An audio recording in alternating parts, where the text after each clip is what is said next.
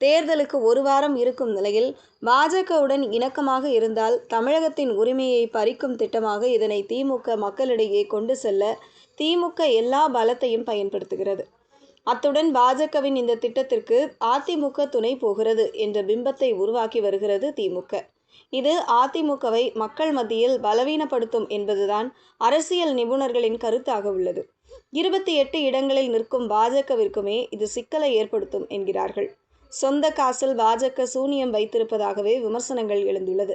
ஏனெனில் தமிழகத்திற்கு இடங்கள் 59ஆக கூடினாலும் வடமாநிலங்களில் மிக அதிகமாக கூடும்போது டெல்லியில் பேரம் பேசும் சக்தி முற்றிலுமாக அழிந்துவிடும். இதுதான் தமிழ்நாட்டின் உண்மையான பயம் மற்றும் கோபமாக திமுக கூறி வருகிறது. தேர்தல் நேரத்தில் இப்படி ஒரு ட்விஸ்டை பாஜக செய்யும் என்று எடப்பாடி பழனிசாமி எதிர்பார்த்திருக்க மாட்டார் என்றும் இது அதிமுகவில் கவலையை ஏற்படுத்தி உள்ளதாகவும் அரசியல் நிபுணர்கள் கூறுகிறார்கள்.